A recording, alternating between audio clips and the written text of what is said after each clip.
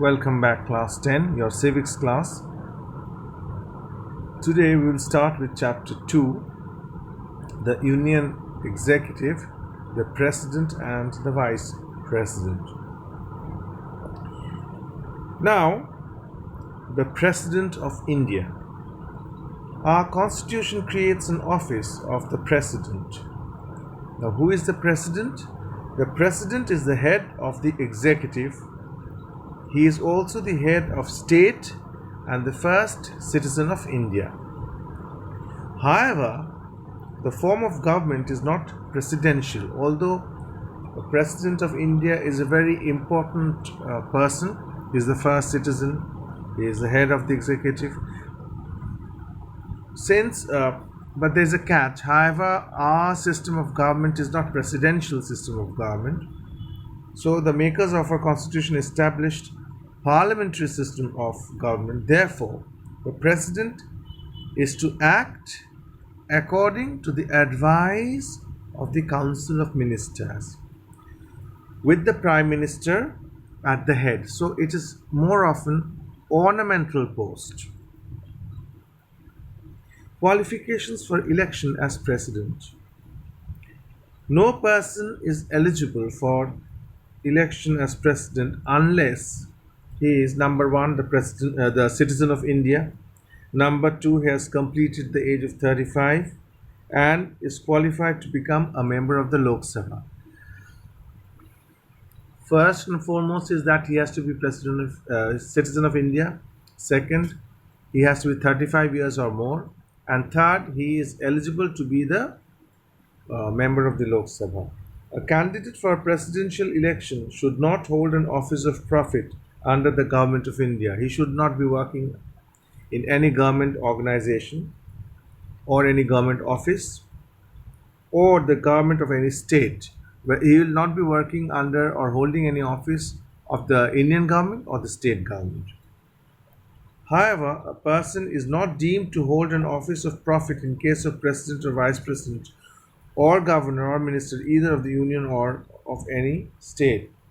A person is not deemed to hold an office of profit. If he becomes the president of India, he obviously will not be working under any government or state, central or state government. A person holding the office of Speaker of Lok Sabha or of State Assembly may contest the presidential election.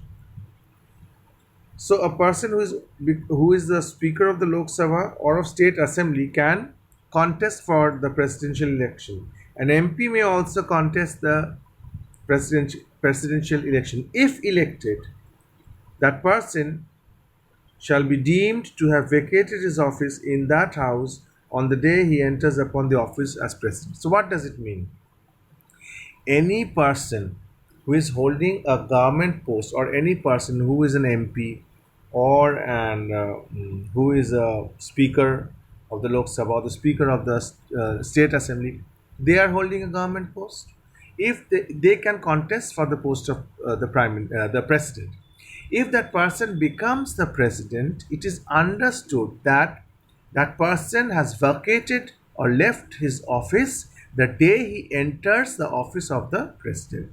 The day he becomes a president and enters the office, from that moment onwards, his previous office deems to be null and void. The presidential candidate will have to be proposed by 50 members of the electoral college,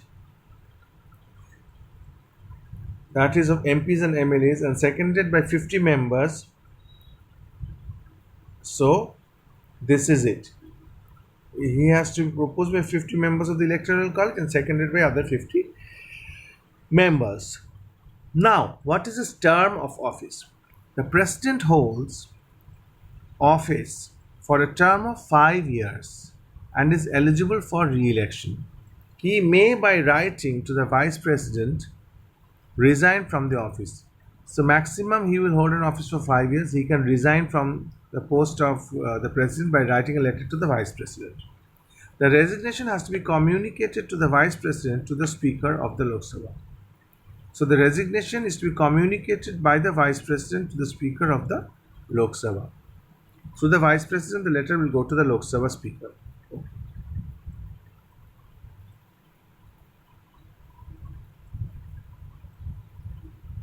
Now, what is the procedure for impeachment? Means removal of the president. There is a special procedure. The president can be removed from the office for violation of the constitution by impeachment. So the process of removal of president is known as impeachment. The resolution to impeach the president may be moved in either house of the parliament. It must be passed by two-thirds of the total membership of the house. So the procedure of impeachment means that it has to be passed by two-third majority of the house. When the charges are investigated by the either house, the president has the right to appear in person in order to answer the charges. When the charges are investigated, the president is allowed to appear in person to answer the questions. He has also the right to be defended by a counsel. He can appoint a counsel also for his own defense. If the charges are sustained, if the charges are proved and are kept sustained by two-third vote in the other house as well, the impeachment succeeds. The president is removed from his office from the date on which the resolution is passed. So this is the whole process of impeachment. So now comes vacancy in the office of president.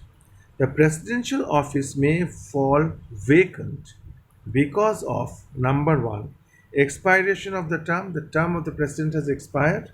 Number two, by reason of death, the president has passed away. By reason of resignation, the president has resigned. Or the president has been removed by impeachment. A, B, C, D. Four reasons are there. An election to fill the vacancy caused by the expiry of the term should be completed before the expiration of the term. However, the president continues to hold office until his successor enters upon the office. So, although even after the expiration of the date, even after resigning, the president holds the office until his successor enters upon the office. If a vacancy occurs because of other reasons, the new president must be elected within 6 months. If the president dies or if the president is removed by impeachment within 6 months, a new president has to be elected.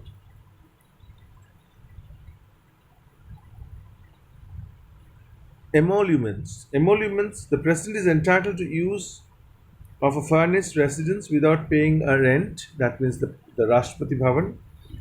The emoluments and allowances of the presidents are not cannot be diminished in his term of in the term diminished during his term of office. Whatever he is getting, he will get. It cannot be reduced. Now, the procedure for election. The president is the head of Indian Union. Presidential powers extend both to the union government as well as the state governments. Therefore, as in presidential election, not only MPs but MLAs also have a voice. Indirect election of the President of India. Very, very important. Why the President of India is elected through indirect election? The President of India is elected indirectly. In other words, ordinary citizens play no part in the election. We, the people of India, we don't play a part in the election. A few members of the Constituent Assembly wanted the President should be elected directly by the voters. But such proposal was not found good enough for presidential election. See why there is no general election held. We have an election for electing our prime minister, or electing the winning party who chooses their prime minister. We have a direct hand in that. We directly vote for them. But the president's election is indirect election. Why? There are four reasons were given for adopting the method of indirect election. Number one, the power really resided in the Council of Ministers headed by the Prime Minister and the Union Parliament and not in the President as such. So the real power of India lies in the Union Council of Ministers, and whose head is the PM. He has the real power, or the Council of Ministers have the real power. So the president doesn't have the real power. Therefore, it would be an anomaly if the president is to be elected directly by the people and is not given in real power. So it will be a foolish thing to do that people of India they are electing the president and the president does not have any power, real power. Second, the framers of the constitution wanted the presidential election to remain a quiet and a dignified affair. So the president's election has to be a very quiet, dignified affair where people are shouting, fighting, screaming, all sorts of things that happen during the general election, campaigning, these things are kept out of it. They knew that the tremendous loss of time, energy, and money would be involved for direct presidential election. Moreover, during a general election, if suppose president is elected through general election, a lot of time, a lot of money, a lot of energy is evolved during such a election. Third, it would be difficult to provide an electoral machinery for an election in which millions of people would have to participate. So such type of machinery, such a type of infrastructure is also not there, where it will be capable enough to cater such election where millions of people are involved. Fourth, direct election would place too much power in the hands of the masses with a very high percentage of illiterate among them. So people really don't know. Very unfortunately, majority of Indians don't know whom to elect. And so if you're electing the president of India, they should be quite aware of what they're doing, which unfortunately they are not. Okay. Now, electoral college and value of votes. Electoral college, see, question, very common question, composition of electoral college. The president is elected by the members of an electoral college consisting of number one, the elected members of both houses of the parliament, and number two, elected members of the legislative assemblies of the state. So this is the composition of the electoral college, which is very important from your examination point of view. Moreover, the number of votes which each elected MP or MLA is entitled to cast shall be determined by the value of the vote of each member of the state legislative assembly is determined by dividing the population of the state concerned by the total number of the elected members of the assembly. So it's a process, mathematical process. That process is not asked in your exam. What is asked generally is composition of the electoral college. The composition of electoral college, you have to remember elected members of the both houses of the parliament and the elected members of the legislative assemblies of the state. The whole mathematics going on, counting, voting, illustrations, these are not really important for your this thing. Important from an examination point of view. Now, oath of office. Before entering upon his office, the president has to make an oath in the presence of the Chief Justice of India. In his or her oath, the president undertakes to faithfully execute the office of the president, to preserve, protect, and defend the constitution, and to devote oneself to the service and the well-being of the people of India. So, who administers the oath of office?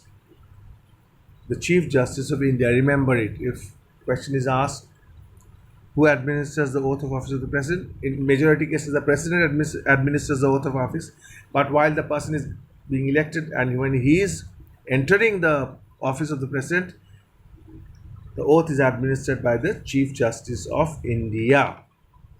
Now, in the next class, we will start with the position and powers of the President of India. So there are executive powers, military powers, legislative powers, financial powers, judicial powers, emergency powers, and discretionary powers. Lot of powers are there, which you have to remember and memorize.